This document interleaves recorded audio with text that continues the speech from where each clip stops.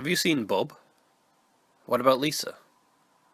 I must say that to my cashiers about 50 times a day. Now, you have to understand that Bob and Lisa are not real people. They're acronyms.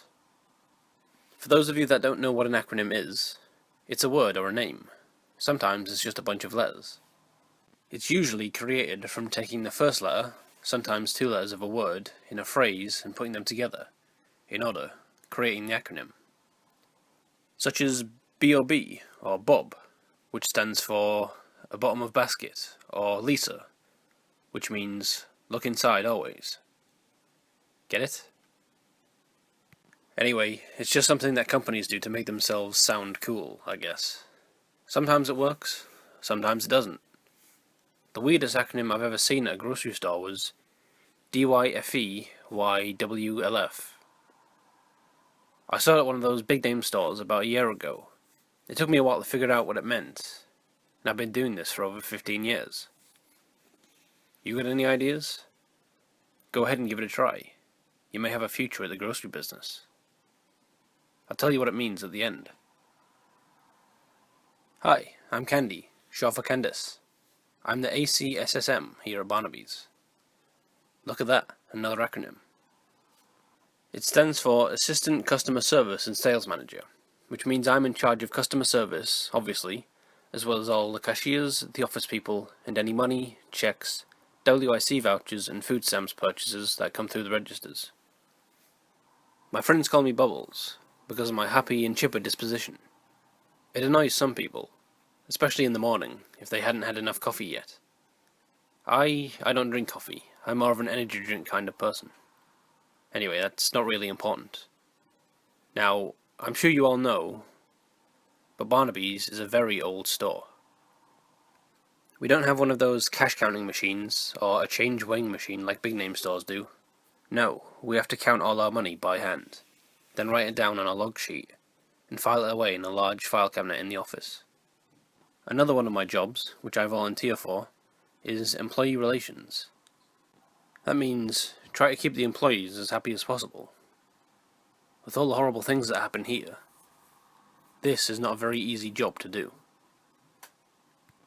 We offer a 10% discount on all employee purchases, except tobacco and alcohol. We offer free coffee and have casual Fridays every week, among other things.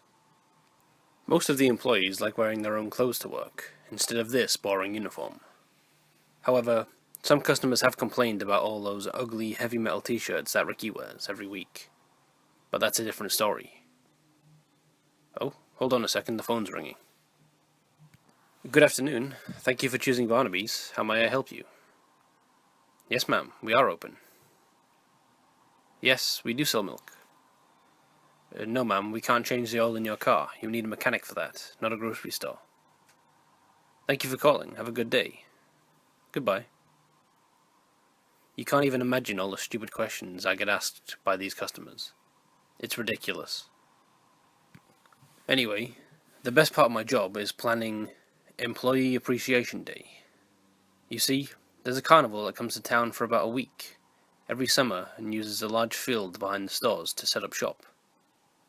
Pat lets them use the field for free, in exchange for allowing employees and their families to get in for free, and all the rides for free, with proper identification, of course. Everyone has a great time. Well, they did, until this past summer. It was mid-June, about 8 months ago. Pat brought in temps from the temp agency to cover the boost in sales we get during this week. I was on call, in case something major happened. It was a bright, sunny day. Not a cloud in the sky. The carnival had rolled into town a few days earlier, complete with all their food stands, kid rides, adult rides, game booths, a petting zoo, and various other carnival rides and animal attractions. This year, they even had a huge Ferris wheel. This thing must have been about 400 feet tall. It was monstrous. I've never seen one this big. Anyway, it was about 2 in the afternoon. Everything was going great. People were smiling, laughing, having a good time. Jim and his family were enjoying a funnel cake under the big oak tree. Marcus and his girlfriend were walking hand in hand down the midway. Stuart, Stephen, and Zeke were standing in line together to ride that pirate ship ride. Pat even volunteered himself for that Donkey Boss game. He was soaking wet. It was hilarious. Reggie, the town sheriff, still hadn't stepped foot on the property. He was hanging out in his patrol car, eating donuts. Melanie and her girlfriend were chewing down on some chicken by the merry-go-round. Tommy and his girlfriend were enjoying ice cream cone together. Looked like that scene from Lady and the Tramp. Tonya was off on the side of the building, talking to the flowers, or talking to herself. You never really know with her. Jimmy was hanging out with the kids over at the petting zoo. He truly loves animals. Winston was videotaping everything, because that's what he does. Ricky, one of our regular customers, were walking around with headphones on, playing air guitar and air drums. They looked ridiculous. Ricky had that little chick he found on a leash. It was waddling behind them, but that's a different story. And various other employees were scattered around, enjoying the festivities. There were kids walking around with huge stuffed animals, young lovers holding hands eating cotton candy, old folks sitting on benches watching the crowd, while the carnival jingles and animal noises echoes in the background. It was truly magical. I was in the merchandise booth. Pat, being the entrepreneur that he is, decided to have t-shirts, baseball caps, coffee cups, keychains, things of that sort, printed up, and we'd sell them for $5 a shot. They said things like, "Barnaby careful," "I survived Barnaby's," and "Barnaby's, shop till you drop." That was our biggest seller. People were buying these things left and right. We could hardly keep up. We did so well with it all, Pat decided to sell them in store on a regular basis. Come on by and pick yours up today. Anyway, as I said, everything was going great. But then suddenly all the animals started acting strangely, like they knew something was going to happen. All the horses at the pony ride started jumping around and kicking, bucking the riders off their backs. Then they took off, running through the field, on a frenzy. One lady's foot got caught in the stirrups and was dragged about 50 yards. She was a bloody mess, but she was okay though. The cows all laid down and began mooing wildly. The bulls began snorting, like demons ready to strike. The chickens were running around like their heads were cut off. They were all going crazy. It was quite disturbing. Everyone just stopped and stared at the barns. Suddenly, we heard what sounded like a sonic boom. You know, the sound a plane makes when it breaks the sound barrier. The vibration from the sound was so intense that it shook the ground violently, causing several people to fall to the ground. Several tents and small buildings collapsing as well, crushing the people inside. The sky turned dark grey as the wind picked up drastically, growing more intense with every passing moment. Dust and debris flying everywhere. The carnival workers tried desperately to stop their rides and remove the riders. The on-the-ground rides were somewhat successful, only a few injuries there. But the off-the-ground rides weren't so lucky. As the wind blew harder, as I can only describe as the force of a tornado, the pirate ship was caught in full swing and ripped completely off its base and sent soaring into the sky. The screams of the passengers still haunt me in my sleep. It came crashing down upon the ground, crushing and killing all the passengers aboard, and injuring many more people on the ground. It was horrifying. People were running and screaming, heading to their cars or in the store. They were jumping over the injured people and dead bodies to save themselves. The wind was blowing so hard that it launched several people into the air and slammed them into trees, carnival rides, and the back of the store. Lightning bolts began to hit the ground as the thunder roared. It never rained though, which was odd. I hid behind an old propane tank connected to the building next door.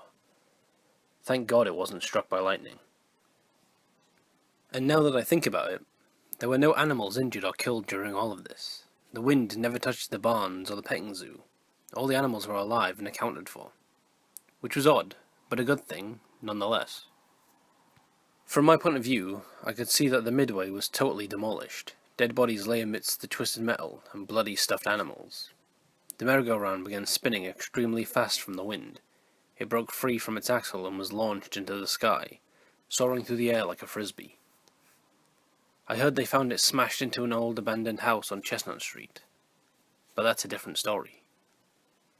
The Ferris wheel began to sway back and forth. People in the top carriages began climbing down the wheel in an attempt to get to safety. But that attempt was useless.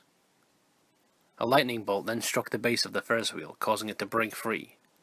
The wind then pushed it over, and it came crashing down from the back of the store. Barnaby's had been severely damaged. And then just like that, it was all over. The wind stopped, the sky was clear again, the sun came out, like nothing ever happened. I crawled out from behind the propane tank and took a look around. The carnage was devastating. There were dead bodies everywhere. Not just dead bodies, but bloody several pieces of bodies, some with chunks of metal sticking out of them. I didn't even look inside the store. People were bleeding, people were crying. I nearly broke down and cried myself. I pulled myself together and called 911. They said they already had a few reports of what was going on, and the ambulance and EMTs were already on their way. As I was walking around helping people up, I noticed something really strange. There was no damage done to any of the surrounding buildings and/or property, just Barnaby's. It was like the storm's full intention was to destroy this place. The ambulances and the EMTs showed up shortly after, and tended to the survivors. The cops showed up, except for Reggie, and taped off this property with the yellow tape of theirs. The coroner showed up and gathered all of the dead bodies, as well as the pieces, with that snow shovel-looking thing. Then they all left. I heard later that the body count was in the hundreds. We lost 7 employees that day, as well as a few temps. After everyone had left, I was walking around looking at all the damage when I noticed Pat, down on his knees, staring at the damaged store and crying. That was the first time I ever saw that man cry. I went to console him, when out of the corner of my eye, I saw a little Native American boy standing at the edge of the property. I turned to face him. He bent down and tapped the ground 3 times, then stood up and disappeared. I just walked away. Maybe now's not a good time, but I promised I would tell you what the acronym meant at the end of the story. It stands for, Did you find everything you were looking for? Anyway, I drove by the store the next day and saw Pat out there boarding up the front windows. On one of the boards there was a sign that read, For sale by owner. A wave of emotion came over me. I pulled my car into an abandoned parking lot and just sat there, thinking about everything that has happened at that store. Some were good, some were bad, but it was always eventful. There was never a dull moment. 2 weeks later, I drove by on my way to a job interview and saw the front window boarded up, but I didn't see the for sale sign. However, I did see another sign on the front grass. It reads, Coming soon, Cartwright Cinema.